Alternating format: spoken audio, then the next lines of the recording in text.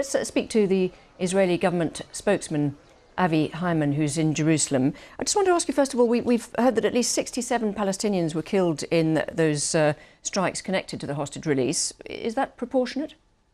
Hi, good morning. Thanks for having me on. I'll tell you that after October 7th, when Hamas plowed through our borders, killing 1,200 Israelis and taking 253 hostage, we were forced into war. We didn't choose this war, but we need to win this war. And we went in, and I understand, yes, scores of terrorists were killed, but Israel breathes a collective sigh of relief this morning because two of those hostages came home and are reunited with their families. We made a commitment to the people of Israel from day one that we would bring home every last hostage.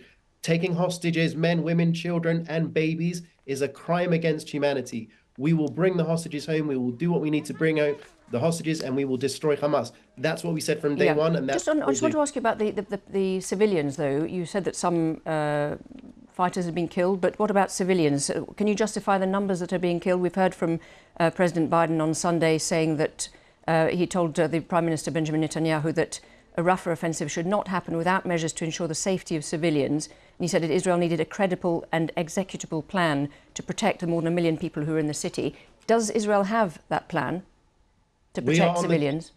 Absolutely. We're on the same page as the Americans on the need to avoid civilian casualties. This is something that we've done from the beginning of the war. You know, we heard a lot of the same things from the beginning of the war. People said to us, how can you go into Gaza? Don't go into Gaza.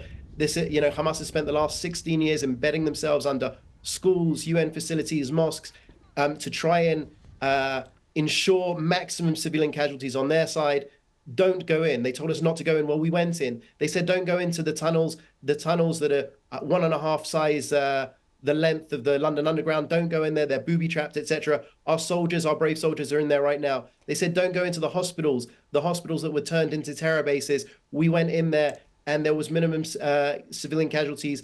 And just to interrupt. Just on casualties, we've had an update from Hamas-run health ministry just today saying that it's 28,340 people killed so far.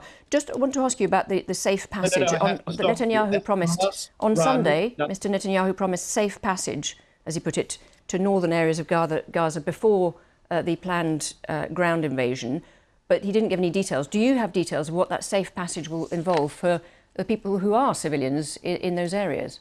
Well, again, I'll caution you on using Hamas figures. These are people that were beheading children not long ago and would perpetrate October 7th again and again if given the chance. What I'll say is that we have, throughout the war, opened up safe corridors for civilians, safe zones for civilians. When the dust settles on this war, people will see that we have gone over and above any other army in history to avoid civilian casualties while going after the terrorists. We've taken out 18 battalions of Hamas. There are 24. There are 4 left in Rafah. If we don't, anyone who says that we shouldn't go into Rafah is saying we shouldn't win the war. We should leave Hamas in power. That's something that the children of Israel cannot tolerate, and the children of Gaza can't tolerate.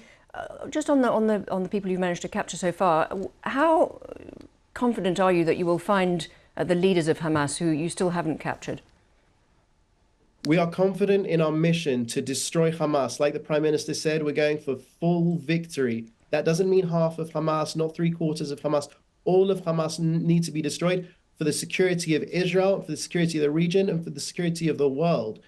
We are going after them. We've killed in excess of 12,000 Hamas terrorists. We've put out of action more than 20,000 Hamas terrorists. That means killed, captured, or injured. And we will continue forward because we have no option. We can't just sit, turn the other cheek, and wait for Hamas to do what they want to do, which is to commit genocide on the people of Israel, to destroy the state of Israel, and then, as it says in their charter, to go after Jews worldwide. We can't tolerate that. Hamas's day has come, and it'll go soon. Just on the, do you accept there is a humanitarian problem in areas like Rafah? The United Nations has warned that an advance there would be devastating to civilians and risk exacerbating a catastrophe, as they've put it. Tell us about what you're doing to try and help on the humanitarian side. We are doing our utmost. We've learned through the war how to deal better and better with the humanitarian situation, the humanitarian crisis. that Hamas brought upon the people of Gaza when it invaded our borders. We will do our utmost to work with the international community and international organizations to ensure those safe corridors that I described, to ensure safer zones, to take the people of Gaza, the civilians, out of harm's way, and to go after the terrorists. Thank you very much indeed for talking to us here on BBC News. Thank you very much.